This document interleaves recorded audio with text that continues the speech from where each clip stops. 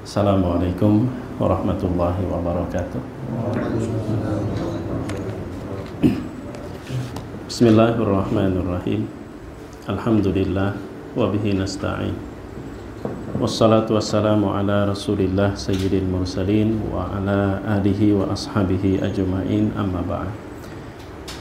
Jamaah salat maghrib, shalla miftahul jannah, mata'ana Allah wa iyyakum bisihhati wal afiyah, yang Allah muliakan.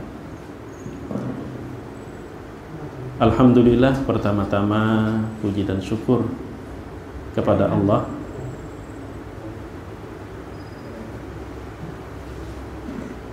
mengawali halaqah ta'lim kita pada kesempatan sore hari ini.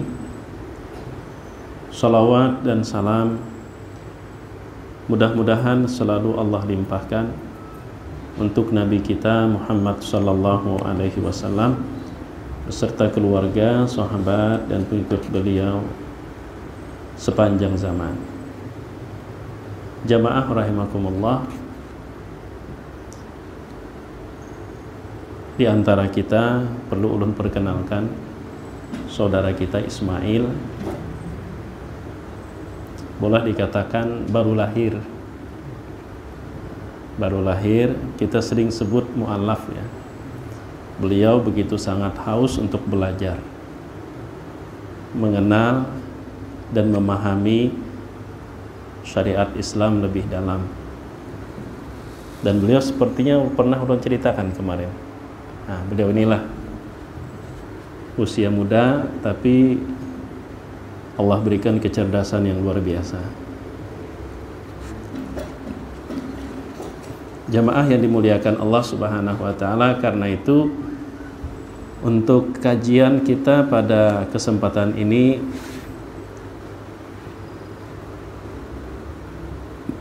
edisi spesial ya. Sebelumnya kita baca kitab Minhajul Arifin sampai kepada Babus Saum tentang puasa. Siogianya kita masuk ke Babuz Zakah. Insyaallah malam hari ini kita untuk Babuz Zakah kita lanjutkan nanti pada pertemuan yang akan datang, insyaallah bila Allah izinkan. Dan sebagai pengganti kita angkat firman Allah surah Al-Mulk atau surah Tabarak ayat 2. Bagaimana kita seharusnya memahami arti hidup yang Allah beri. Allah berfirman, a'udzubillahi minasyaitonirrajim, di dalam surah Al-Mulk atau Tabarak ayat 2. Alladzi khalaqal mauta wal hayata liyabluwakum ayyukum ahsanu amala wa huwal azizul ghafur. Yang telah menciptakan al-mauta wal hayata. Ini menunjukkan kematian dan kehidupan adalah dua hal yang sudah Allah rencanakan. Kapan orang lahir dan kapan orang wafat, itu udah direncanakan dan ditetapkan oleh Allah. Alladzi, yang khalaqa, telah menciptakan, al-mauta, kematian, wal hayata, dan kehidupan. Yang dimaksud di situ adalah proses kelahiran manusia ke alam dunia. Lalu liyabluwakum, karena Allah ingin memberikan ujian kepada kalian. Dari ujian itu, ayyukum ahsanu amala, siapa di antara kalian yang paling baik amal perbuatan. Wahwal aziz, dan dia adalah maha mulia, al-ghafur, maha pengampun. Sebagai orang yang beriman, qada dan qadar, rukun iman yang keenam, maka kita meyakini Dan keyakinan ini bagian dari keimanan terhadap qada dan qadar, bahwa tidak ada sekecil apapun di alam semesta ini terjadi secara kebetulan. Itu bagian dari keimanan kita kepada takdir atau qada dan qadar, rencana dan ketetapan Allah Subhanahu wa taala. Salah satu ayat yang mendasari keyakinan tersebut, wa indahu mafatihul ghaibi la ya'lamuha illahu wa ya'lamu ma fil barri wal bahri wa ma tasqutu min waraqatin illa ya'lamuha. Tidaklah terjatuh sehelai daun dari sebatang ranting dimanapun, di pelosok penjuru dunia manapun, di tengah hutan manapun. Teruskan aja lagi itu, di buncu manapun, illa ya'lamuha, melainkan Allah mengetahui, dan Dia yang menentukan dan menetapkannya kapan terjatuh sehelai daun. Wala habbatin fi dhulumatil ardi wala ratab, bahkan habbah, sebiji, fi dhulumatil ard, udah dalam gelap di dalam tanah lagi. Allah juga yang mengatur dan menetapkan dengan ilmunya. Nah, karena itu kita meyakini bahwa tidak ada sesuatu apapun di semesta alam ini terjadi kebetulan. Walaupun orang-orang ateisme mereka meyakini bahwa alam ini terjadinya dengan sendirinya, dia tersusun dengan rapi dengan sendirinya. Tapi ketika kita perlihatkan sebuah lukisan, mungkinkah lukisan seindah ini dia tidak ada pelukis? Itu yang pertama, bahwa tidak ada sesuatu apapun di alam semesta ini yang terjadi secara kebetulan. Ulun duduk di sini, kemudian pertemuan kita siapa saja pada malam hari ini, posisi si A di sebelah kanan, si B di sebelah kiri, diam dan gerak kita, tak ada yang terjadi secara kebetulan. Itu yang pertama. Baru kita masuk kepada ayat tersebut. Keberadaan kita lahir di dunia ini pun dari pertemuan pernikahan laki-laki dan perempuan yang inisialnya si Anu dan si Anu, itu pun juga telah direncanakan dan ditetapkan oleh Allah. Kita lahir dari keluarga mana juga merupakan sesuatu yang tidak kebetulan, sudah direncanakan oleh Allah. Nah, karena itu Allah ciptakan kita, terlahir ke dunia, lalu Allah ingatkan bahwa keberadaan kita di alam dunia ini, seberapapun limit waktu yang Allah beri, itu berada di dua peristiwa, kelahiran dan kematian. Alladzi khalaqal mauta wal hayata. Tapi kenapa yang disebutin tuh kematian dulu? Padahal kan realitanya lahir dulu kita baru mati. Ini agar kita selalu sadar seberapa lama pun kita hidup di dunia ini akan berakhir dengan peristiwa yang sama, dan itu yang harus selalu menjadi catatan dan harus kita taruh di depan kedua mata kita. Makanya ditaruh di awal. Kayak umpama kita berada di Pal 6 kilometer 6 Martapura, nah itu kan berarti yang kita tempuh itu di antara keduanya. Lalu Allah berfirman, liyabluwakum. Kata bala yablu itu berarti menguji. Maka dari sini kita faham sepanjang rentang keberadaan kita antara kelahiran sampai kematian, maka sepanjang itu pula kita selalu menghadapi ujian. Jadi masuk hadirnya kita ke alam dunia ini persis seperti kita masuk ke lokal ujian. Dan selama kita berada di lokal ujian, ujian itu tidak berhenti, karena ujian itu baru berakhir ketika kematian itu tiba. Jadi selama kita berada di antara dua kejadian itu, maka apapun yang kita hadapi, apapun yang kita alami, atau apapun yang kita saksikan terjadi di sekitar kita, pertama tadi tidak ada yang kebetulan. Yang kedua, semua itu ibarat seperti kita masuk ke lokal ujian, kemudian kita disodorkan beberapa lembar kertas yang berisikan sekian puluh bahkan ratus pertanyaan yang berbeda-beda. Dan nasib kita setelah keluar dari ruang ujian tersebut tergantung di setiap jawaban yang kita berikan dari setiap pertanyaan yang merupakan materi yang kita hadapi. Di dalam surah Muddathir Allah mengingatkan, kullu nafsim bima kasabat rahinah. Setiap jiwa itu dengan apa yang dia perbuat tergadai nasibnya. Jadi kita umpama ikut ujian kelulusan atau seleksi apalah ibaratnya, kita masuk ke ruangan, kita dikasih pertanyaan umpama 100 pertanyaan, maka nasib kita lulus atau tidaknya tergantung jawaban kita pada setiap pertanyaan tersebut. Betul apa salah?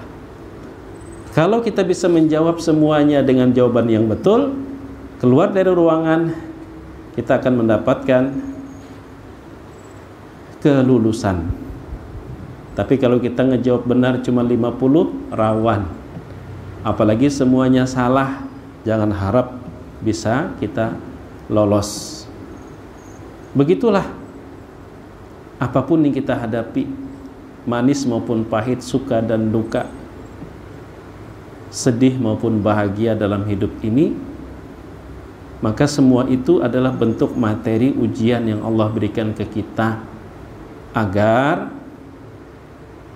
kita berikan jawaban yang benar. Bahkan jawaban itu juga pilihan ganda, benar sangat benar, salah sangat salah, pilihan ganda. Untungnya kehadiran kita di dunia ini untuk menerima materi ujian dari Allah, dan di balik setiap jawaban kita itulah tergadai nasib kita setelah kita keluar dari dunia ini. Untungnya Allah udah berikan kunci jawaban. Jadi nggak perlu kita menguras otak untuk menciptakan sebuah jawaban. Bahkan akal kita pun sebenarnya bukan alat yang satu-satunya untuk menciptakan sebuah jawaban. Tapi akal kita adalah sebuah alat untuk menemukan jawaban yang sudah Allah berikan kunci jawabannya. Di mana kunci jawabannya? Rasul mengingatkan, taraktu fikum amraini in tamassaktum bihima lan tadillu abada. Aku wariskan kepada kalian dua perkara. Kalau dua perkara itu tuh kunci jawaban, tuh kalian berpegang selalu mengacu kedua perkara tersebut, nggak bakalan salah. Nggak bakalan salah. Sebagaimana materi ujian di dunia, kadang kalau diberikan 100 butir, tentu 100 butir itu kadang mopong sama berataan. Pertanyaan pertama beda dengan kedua, pertanyaan ketiga beda dengan sebelumnya, keempat beda dengan sebelumnya. Tapi nanti ada beberapa pertanyaan dia sebenarnya ulangan dari pertanyaan sebelumnya tapi dikemas dalam bentuk lain. Begitu juga dalam kehidupan di dunia. Materi ujian itu silih berganti. Udah lebih 2 tahun kita materi ujiannya corona. Dan itu materi ujian dari Allah. Lalu kapan sih ujian corona berakhir? Bisa saja corona itu udah berakhir atau besok berakhir, tapi berakhirnya corona bukan berarti ujian Allah berakhir. Masuk lagi ke ujian berikutnya. Selesai kita jawab nomor 1, nomor 2 menunggu kita. Selesai kita jawab nomor 2, nomor 3 nanti kita. Selesai nomor 3 kita berikan jawaban, nomor berikutnya menanti. Kapan sih kok kita berhenti untuk menjawab ujian dari Allah? Kalau udah mati baru berhenti. Cara kita ngejawabnya gimana? Dengan sikap yang kita tunjukkan. Kunci jawabannya Al-Quran dan Sunnah Rasul. Modalnya apa? Allah menurunkan 5 ayat pertama. Iqra bismi rabbikal ladzi khalaq. Baca. Pertama yang kita baca itu adalah materi ujiannya untuk kita pahami. Kalau paham dengan materi ujian, maka untuk memilih jawaban yang lebih tepat itu lebih mudah ketimbang kita nggak ngerti dengan pertanyaan. Oh, pertanyaannya aja kita nggak ngerti, gimana kita bisa memilih dan mencari jawaban? Pahami dulu karakter ujian. Minimal sekali kita sadar kita sedang diuji. Kalau kita sadar bahwa kita saat ini sedang diuji, itu akan mendorong kita berhati-hati untuk melangkah, karena langkah kita itulah bentuk jawaban berbentuk sikap. Makanya liyabluwakum ayyukum ahsanu amala. Amal, tingkah laku, perbuatan kita itu adalah bentuk jawaban dari apa yang kita hadapi dan apa yang kita terima dari Allah, yang merupakan itu materi ujian saat itu. Sebagai contoh, tadi kita meyakini tidak ada yang kebetulan. Tanpa kita duga, pintu rumah kita diketuk oleh orang yang kebetulan meminta sesuatu atau meminta-minta. Jangan kita berpikir, oh kebetulan dia ke rumah kita. Nggak, langkah kakinya itu Allah yang menuntun. Kenapa tidak rumah tetangga? Kenapa tidak dihantarkan Allah ke teman kita? Kenapa kita yang dituju? Itu artinya saat itu Allah memberikan materi ujian untuk kita jawab dengan sikap. Yang datang umpama berkali-kali, saat itu kita bebas memilih sikap. Kita usir, boleh, kita bisa mengusir. Kita bentak, kita juga bisa membentak. Kita omelin, bisa. Tapi manakala kita baca firman Allah dalam surah Ad-Duha, wa ammas sa'ila fala tanhar. Sadar kita kehadiran orang ini bukan kebetulan, tapi ini materi ujian yang Allah berikan ke kita saat ini untuk kita jawab dengan sikap, dengan perbuatan. Keegoan kita ingin marah, ya, kesal, tapi karena kita punya kunci jawaban, wa ammasa ila fala tanhar. Adapun orang yang minta-minta jangan kamu bentak, kata Allah. Sadar kita diuji, nggak berani kita bentak. Dan itu jawaban yang benar. Tapi ada yang lebih benar. Minimal sekali, kalaupun kita tidak bisa memberikan sesuatu, kita tolak dengan tidak membentak, lembut. Itu jawabannya benar. Tapi lebih benar tidak kita bentak dan kita kasih. Lihat kemungkaran, kita punya pilihan sikap. Cuek boleh, bisa. Mendukung juga bisa kita lakukan. Tapi saat kenapa ya Allah perlihatkan di depan mata kita sebuah kemungkaran? Kenapa tidak di depan mata orang? Padahal orang tadi lalu lalang di situ. Kenapa mereka nggak melihat? Loh, kok giliran kita yang ngelihat? Di situ ada pilihan, cuek atau ikut terlibat, masa bodoh, atau bagaimana? Karena kita punya kunci jawaban, man ra'a minkum munkaran falyughayyirhu biyadihi fa illam yastati' fa bilisanihi wa illam yastati' fa biqalbihi wa dzalika adhaful iman. Siapa yang melihat kemungkaran, maka hendaklah dia berusaha untuk mengubah. Pilihan pertama dengan tangan, kalau tak mampu dengan ucapan, kalau juga tak berdaya, minimal hati dia itu peduli untuk menolak.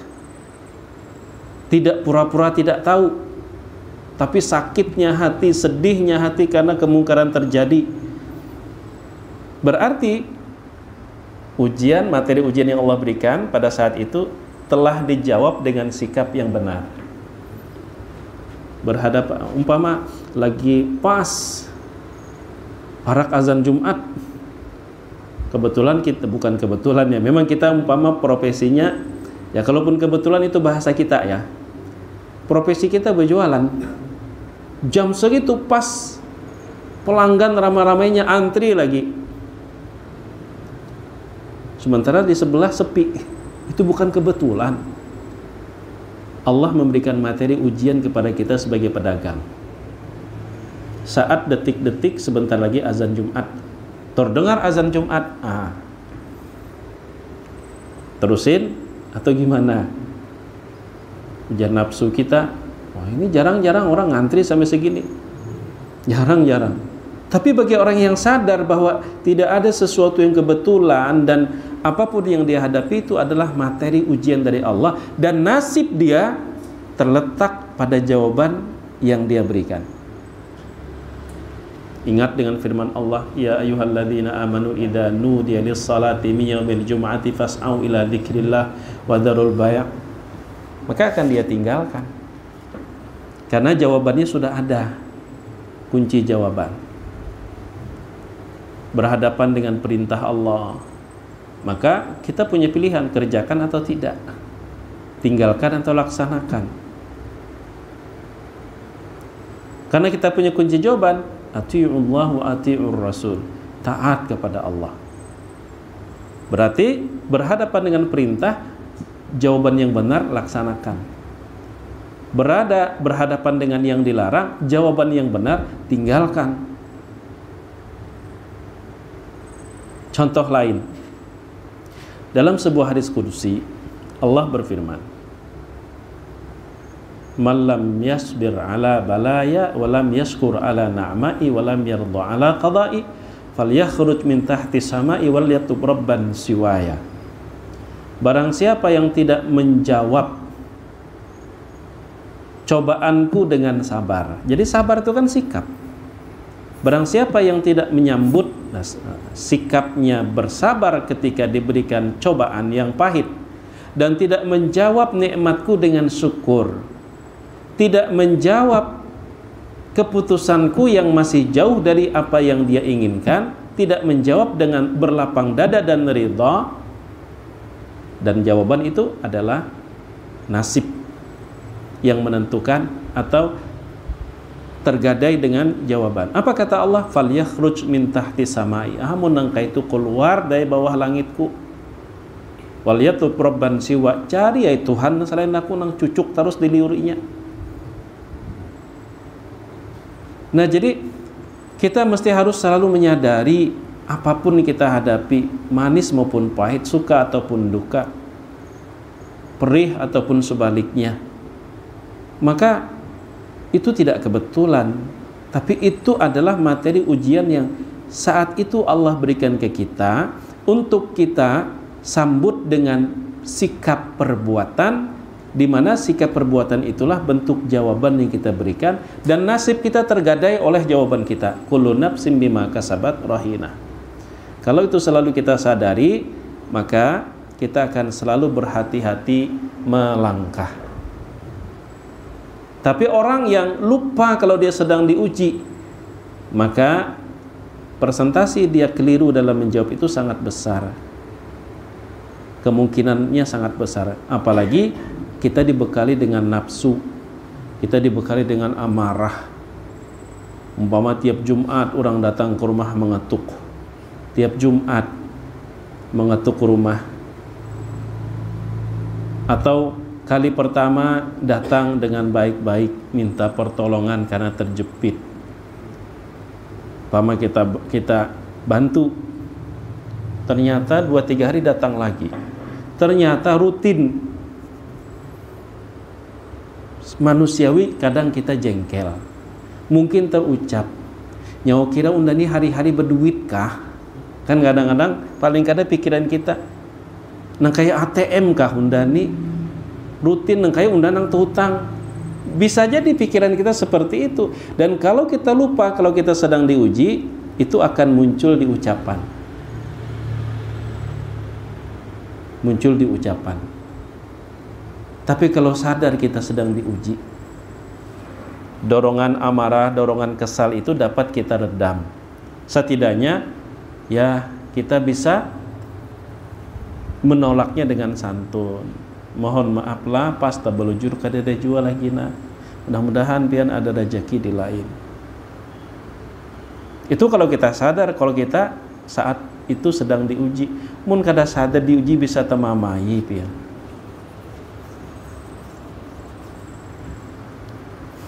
Allah titipkan orang tua yang sakit-sakitan. Itu materi ujian dari Allah. Bagaimana kita menyambut ujian itu dengan tindakan. Demikian juga kita punya tetangga yang kepo. Apa itu kepo? Penggaduhan. Bahasa ini kepo aja ngarannya. Penggaduhan benar. Apa bahasa? Bore itu lain. Kepo itu model kepeyo. Hendak tahu terus tuh kepo. Tuh kepo, hendak tahu aja terus. Orang datang cengong muka rumah. Hendak tahu terus. Kepo. Itu materi ujian. Kenapa kita yang dikasih Allah tetangga seperti itu? Orang sebelah sana enggak. Itu materi ujian. Dan itu baru berakhir kalau kematian tiba. Imam Ahmad Ibnu Hanbal, seperti yang disebutkan di dalam kitab At-Tazkirah karya Imam Al-Qurtubi, diceritakan oleh anak beliau yang bernama Abdullah saat menjelang ajal. Abdullah sang anak mendampingi. Ketika Imam Ahmad Ibnu Hanbal hilang sadar, si anak menduga berarti udah saatnya. Lalu ditalkinkanlah di telinga, la ilaha illallah. Tapi ternyata merespon dengan ucapan tidak, belum. Ternyata memang umur belum sampai, lalu sadar. Abdullah nanya, ya abati, wahai abah, tadi ulun kira itu detik-detik ajal tiba, pian hilang sadar, lalu ulun talqinkan la ilaha illallah, malah pian menolak pian. Ada apa? Kata Imam Ahmad bin Hanbal, saat itu iblis datang. Iblis, kalau wayah ini kan memberikan karangan bunga tadi. Iblis ngucapin selamat, Ahmad, engkau sudah terbebas dari godaanku, selamat engkau sudah. Jadi ku jawab, tidak, kecuali kalau memang aku sudah betul-betul mati. Selama belum mati, ujian belum berakhir. Dan di balik ujian itulah nasib kita tergadai. Cuman ya untungnya luar biasa, Allah utus seorang nabi, kemudian Allah turunkan wahyu. Dari penjelasan Nabi Sallallahu Alaihi Wasallam, apakah dalam bentuk sunnah beliau maupun ayat-ayat Al-Quran, disitulah kunci jawaban. Bahkan Aisyah ketika ditanya perilaku Nabi itu seperti apa, karena khuluqul Quran, Al-Quran lah akhlak Nabi. Maksudnya apapun yang beliau hadapi, apapun yang beliau alami, beliau selalu bersikap sebagaimana Al-Quran yang menuntun. Karena itu kunci jawaban jelas. Kalau tidak ada kunci jawaban, nanti masing-masing punya versi. Menurut unda yang ini nang bujur, menurut yang lain yang ini nang bujur. Maka supaya tidak simpang siur, Allah turunkan Al-Quran. Allah kirim seorang nabi dan rasul untuk menyampaikan serta menjelaskan. Wa anzalna ilaika dzikra litubayyana lin-nasi ma nuzzila ilaihim. Sunnah itu salah satu fungsinya adalah untuk menjelaskan apa yang Allah turunkan. Nah, jamaah yang dimuliakan Allah Subhanahu wa taala, jadi dari ayat nomor 2 surah Al-Mulk ada beberapa hal yang dapat kita garis bawahi. Pertama, Allah Subhanahu wa taala telah menetapkan segala hal di dalam takdir dan ketentuannya, sehingga tidak ada sesuatu pun yang terjadi secara kebetulan. Apa yang terjadi sudah direncanakan oleh Allah. Bagi kita, apa yang sudah ditetapkan oleh Allah adalah bentuk materi ujian yang harus kita jawab dengan sikap dan perbuatan. Dan nasib kita selepas kita keluar dari dunia ini ditentukan oleh jawaban kita masing-masing. Kullu nafsim bima kasabat rahinah. Di dalam surah Al-Balad juga Allah menyadarkan kita, selama kita di dunia jangan pernah kita merasa bahwa saatnya udah kita rehat. Laqad khalaqnal insana fi kabad. Sungguh kami telah ciptakan manusia itu selalu dalam kesusah payahan. Selama hidup, maka sepanjang rentang waktu itu pula kita selalu diberikan Allah ujian demi ujian. Dan kita mesti harus sadar, karena kalau kita tidak menyadari sedang diuji, potensi kita keliru dalam menjawab itu sangat besar, karena kita dibekali nafsu. Dan selama kita berada di antara dua peristiwa kehidupan dan kematian, kita diberikan waktu yang disebut dengan umur. Waktu itu selalu berjalan sekalipun kita cuma berdiam. Selama yang kita tunggangi itu adalah waktu, dan waktu tidak pernah berhenti, itu seperti kita naik ke sebuah mobil yang sedang berjalan. Di dalam mobil kita duduk, kita berdiri, kita beraktivitas. Kita pada hakikatnya berjalan menuju terminal tujuan akhir mobil tersebut, yang pada saatnya setelah sampai kita mesti harus turun. Hidup cuma satu kali Allah berikan. Kesempatan untuk menjawab juga cuma satu kali. Tapi Allah masih berikan kita kesempatan untuk mengoreksi jawaban kita yang keliru, tapi sebelum sampai ke terminal. Nah, kayak kita aja ujian lah, setelah ada 100 pertanyaan kita jawab, tuntung kita belum keluar lagi, kita masih punya kesempatan untuk mencek ulang. Oh, ini salah, kalau dibujurakan. Tapi kalau sudah diserahkan ke pengawas atau keluar lokal, wah khusus salah tadi, babulik kada boleh lagi. Itulah di dunia ini. Selama kita masih diberi umur, taubat itu selalu dibuka. Istighfar itulah cara kita untuk memperbaiki jawaban kita yang salah. Istighfar, taubat. Kalau umpama itu berkenaan dengan sikap kita terhadap orang atau hak sesama manusia, maka minta halal, selesaikan. Mumpung masih belum sampai ke terminal yang disebut dengan kematian, kita masih punya kesempatan. Innallaha yaqbalu taubata 'abdihi ma lam yughargir, kata Rasul. Allah masih menerima taubat hambanya itu selama belum ghargharah, selama roh itu belum hanya tersisa di tenggorokan. Jadi mumpung masih kita berada di ruang ujian ini. Karena kalau sudah kita diantar ke kubur, nggak bisa lagi balik. Ya Allah, ulun hendak membujurakan jawaban semalam, kada kawa. Maka gunakan sebaik-baiknya hidup ini. Kita akan menjadi kuat kalau kita sadar. Sadar kita sedang menghadapi ujian. Suami yang pelit, ujian buat istri. Istri yang cerewet, ujian buat suami. Anak yang lambat pendapatan dilajari, ujian buat orang tua. Jadi nggak ada yang bukan ujian. Nanti setelah mudah-mudahan semua kita masuk ke dalam surga, nggak ada lagi ujian di sana. Kalau ada orang bertanya, kapan ya hidup ini nggak ada ujian? Kapan ya berakhir nanti di surga? Selama di dunia, maka sepanjang rentang itu pula kita harus selalu siap untuk menjawab materi ujian yang Allah berikan. Di dalam ayat lain Allah mengingatkan, wa balawnahum bil hasanati was sayyiati la'allahum yarji'un. Dan kami uji mereka itu bil hasanat, kadang bentuknya kebaikan, was sayyiat, bakat kadang bentuknya keburukan. Ujian Allah itu macam-macam, suka duka, pahit manis, sedih bahagia, gembira senang, dan seterusnya. Maka orang yang umpama diberikan Allah harta, dia sadar dia diuji, dia tidak sembarangan menggunakan hartanya. Karena dia akan selalu berpikir, di balik sikapku yang kupilih menggunakan harta inilah nasibku dipertaruhkan. Kullu nafsin bima kasabat rahina. Orang yang juga diberikan Allah garis kehidupan, di bawah garis kemiskinan juga ujian. Juga ujian. Maka kalau dia sadar dia sedang diuji, dia tidak berani berbuat yang tidak umpama lalu terpikir hendak merampok, hendak terpikir hendak mencuri.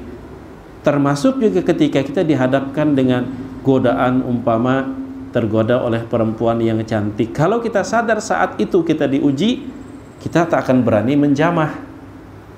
Karena kita sedang merasa kita ini diuji, Allah ngawasi kita, Allah perhatiin kita, apa yang kita lakukan, maka itulah yang akan menentukan nasib kita. Sadar pikiran itu ada dalam batin kita, bahasa Banjar, bahan tangan di hadapan mata kita kadawani menggatuk. Tapi kalau kita lupa kita sedang diuji, wah kesempatan, mubazir ini, Jangan dibiarkan. Belum tentu ada kesempatan berikutnya. Mumpung ada yang melihat. Itu kalau kita lupa, kalau kita sedang diuji. Nah, jadi modal kita, kalau istilah kami dulu waktu masih aktif kuliah, kalau sudah masuk ke lokal ujian selalu diingatkan, fahmus su'al nisful ijabah. Faham dengan pertanyaan itu artinya sudah separuh jawaban. Maka dengan modal Iqra, baca, perhatikan dengan baik ujiannya seperti apa, kemudian baca, temukan kunci jawabannya juga ada. Kita tidak susah-susah menguras kepala kita untuk menemukan atau menciptakan jawaban yang tepat, tapi sudah ada. Sudah ada. Jadi setiap ayat Al-Quran, setiap sunnah, kalau sunnah itu kan berarti mencakup ya, ucapan, perbuatan, atau restunya Nabi Shallallahu Alaihi Wasallam. Maka dari itu budayakan membaca. Apalagi kalau ayat pertama dalam surah Al-Alaq ya, Al-Alaq, Iqra bismi rabbikal ladzi khalaq. Itu perintah membaca tanpa menyebutkan objek yang pasti. Baca gitu aja. Dalam literatur bahasa Arab ketika ada perintah tanpa menyebutkan objek yang pasti, itu artinya semuanya mesti kamu baca, baik yang tersirat maupun yang tersurat. Ibarat apa ya, pertanyaan itu kita udah diberi Allah kisi-kisi. Kisi-kisi udah diberikan Allah dalam Al-Quran. Coba bentuknya. Al-Quran itu kan menceritakan perilaku umat sebelumnya. Umat sebelum kita ceritakan umat Nabi Musa, diceritakan umat Nabi Ibrahim, diceritakan. Al-Quran menceritakan, yang Al-Quran ceritakan perilaku mereka terhadap nabinya, perilaku mereka terhadap kebenaran. Itu kisi-kisi. Lalu juga diceritakan nasib mereka seperti apa. Orang yang beriman dengan nabinya seperti apa. Orang yang menentang, membangkang dengan nabinya seperti apa. Itu kisi-kisi buat kita yang hidup di akhir zaman menjadi umat Nabi Muhammad Sallallahu Alaihi Wasallam. Kisi-kisi. Bahkan tidak sampai di dunia saja kisi-kisi itu Allah jelaskan, sampai nasib makhluk antara beriman dengan tidak beriman nanti di akhirat. Tinggal kita milih, ini jawaban yang salah, ini jawaban yang benar. Bila jawabannya salah, seperti ini yang akan didapat. Bila jawabannya benar, seperti ini yang didapat. Apalagi sulitnya kita menjawab. Kalau kita sadar kita sedang diuji. Yang jadi masalah kita kadang sadar kalau kita sedang diuji, lalu sekehendak hati kita berbuat. Karena kita tidak menyadari di balik perbuatan itulah nasib kita tergadai. Coba kalau kita sadar, nasib kita itu tergadai di balik apapun yang kita lakukan saat kita menghadapi apapun. Maka insya Allah kadawani hendak sari kadawani, orang meminta tolong lawan kita dan kita masih mampu untuk melakukan, kita nggak berani menolak karena kita kepikir Allah nih nguji kita nih dan kita memang bisa diberbuat. Kalau kita menolak, kalau kita mengusir, berarti kita memberikan jawaban yang salah. Pertama, kita tidak dapat nilai. Yang kedua, kita akan bertanggung jawab di hadapan Allah. Itu juga kadang-kadang kita pegang keuangan. Apa sih susahnya kita menambah nol atau mengurang? Tapi kalau kita sadar posisi kita itu adalah ujian buat kita. Dan Allah sebenarnya juga telah membocorkan, la yukallifullahu nafsan illa wus'aha. Materi ujian yang Allah berikan itu sebenarnya pasti dalam batas kemampuan kita untuk menjawab. Karena kalau kita tidak mampu untuk menjawabnya dengan sikap, Allah nggak akan memberikan materi ujian itu kepada kita. Itu akan mensupport kita, akan mendorong kita sehingga kita harus berusaha. Adanya nafsu di dalam diri kita, itulah yang membuat ujian itu semakin berasa. Ujian semakin berasa. Orang tuh bekerja tapi dia tidak pernah diberikan rasa lelah, tidak ada nikmatnya. Tidak ada nikmatnya. Tapi nafsu itulah yang membuat kita falyatanafasil mutanafisun, kita bersaing. Ketika ada umpama jawaban benar dan lebih benar, Nafsu itulah yang mendorong kita untuk memilih yang lebih benar. Kenapa? Tentu di balik yang lebih baik itu balasannya pun juga jauh lebih baik. Jadi pilihan jawabannya itu juga pilihan ganda. Kalau ulun mensederhanakan, jawaban benar, sangat benar, salah, dan sangat salah.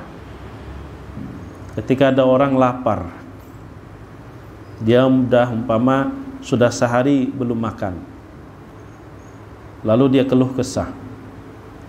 Saat itu kita kasih nasihat, lu baru 1 hari, ada ke orang yang lebih 1 hari sampai 2 hari nggak makan, cuma minum air putih, mereka nggak risau seperti kamu. Kita ngasih nasihat tuh tidak salah, tapi kurang tepat. Orang lapar tuh dikasih makan, bukan dikasih nasihat. Walaupun ngasih nasihat nggak salah, artinya jawabannya tidak salah, benar, tapi ada yang lebih benar. Ada yang lebih benar. Orang lapar dinasihatmu, ada papanya hanya si ini. Orang bahari pang ada nang lebih pada itu. Rasulullah Shallallahu Alaihi Wasallam, subhanallah. Kadang-kadang kita ingin memberikan solusi, tapi tidak mengubah keadaan. Tidak mengubah keadaan. Nah, ada salah satu budaya, nah ini luar biasa, budaya suku Dayak, Manyan. Kemarin ulun beli ke Ampah, sepupu kawin menggunakan adat. Jadi apa ya namanya? Tiang apa? Kalau mau ngasih nasihat itu kan dikasih amplop. Iya, terus tajak dan terus apa satunya? Ada 2 kan, dari pihak laki-laki perempuan. Beliau orang Manyan. Sama ulun orang Manyan. Jadi mau ngasih nasihat itu ngasih amplop. Seharusnya ulun bawa amplop nih. Ulun ngasih nasihat, tapi sebelum kasih nasihat ulun ngasih amplop dulu. Gitu. Luar biasa. Jadi bukan nasihatnya saja dikasih. Jadi umpama pihak keluarga laki-laki dengan pihak keluarga perempuan ingin menitipkan nasihat kepada kedua mempelai, disediakan piring. Disediakan piring. Umpama ulun dari pihak keluarga laki-laki, ulun ingin menitip pesan kepada kedua mempelai, ulun naruh amplop dulu isinya duit, baru ulun ngasih nasihat. Itu budaya adat Dayak, seperti itu, Dayak Manyan. Luar biasa. Jadi Masya Allah, mantir pun dapat ya. Mantir itu kan tokoh adat untuk yang menikahkan. Jadi untuk keagungan mantir, nah ini bahkan tutup uban lah, ada juga kan, kedua untuk tutup uban. Jadi siapa nenek kakek yang paling tua, bahalai, dikasih tutup uban.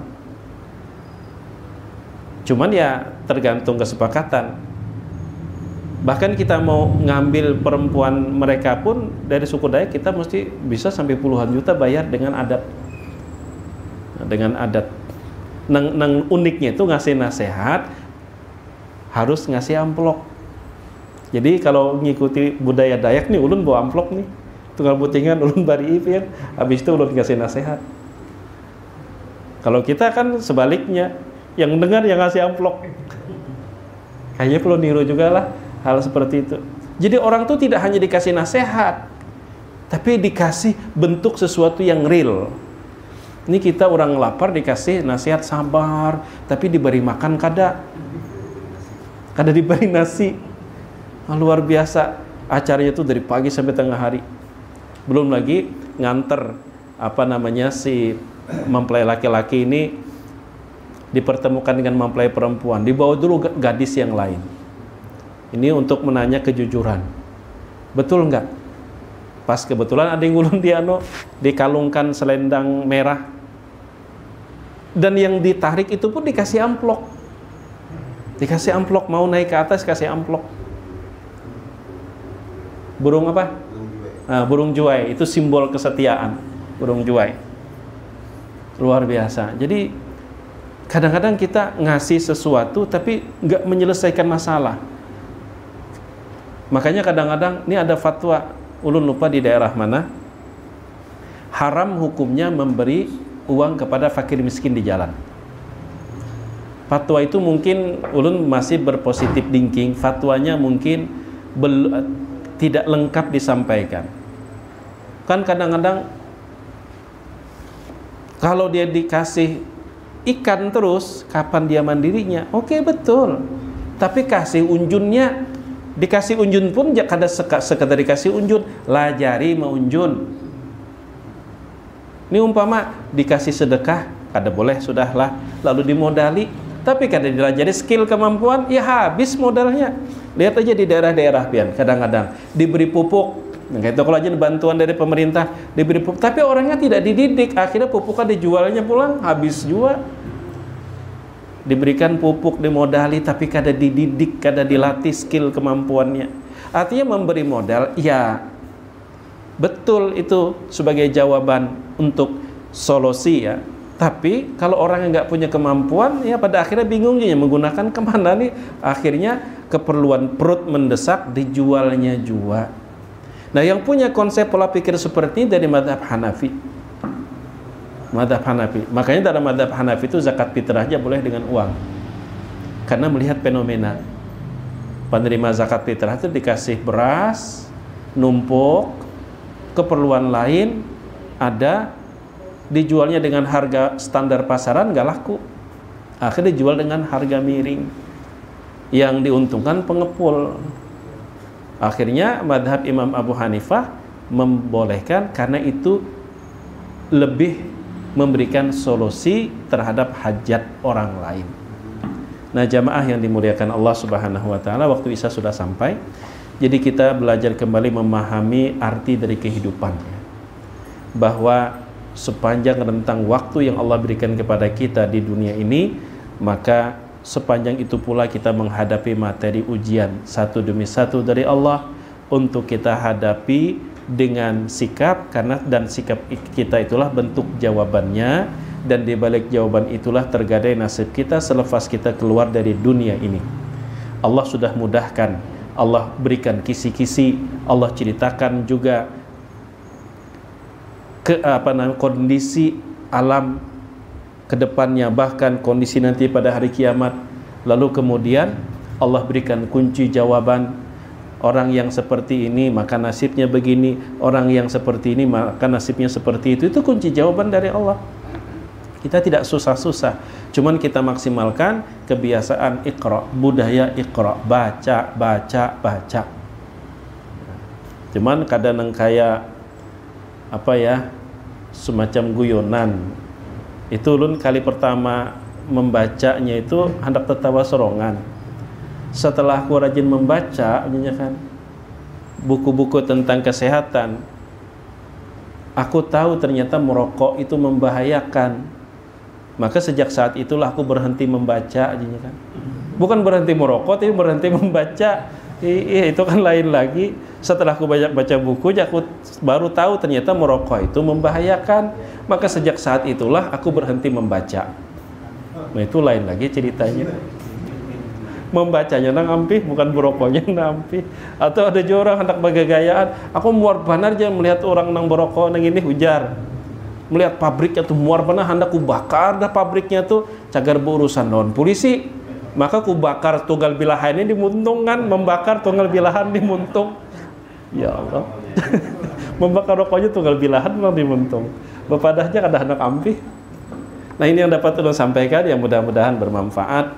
Jika ada salah dan khilafnya, mohon maaf sebesar-besarnya. Terima kasih atas waktu dan kesempatan. Jazakumullahu khaira. Subhanakallahumma wa bihamdika asyhadu an la ilaha illa anta astaghfiruka wa atubu ilaik. Wassalamualaikum warahmatullahi wabarakatuh.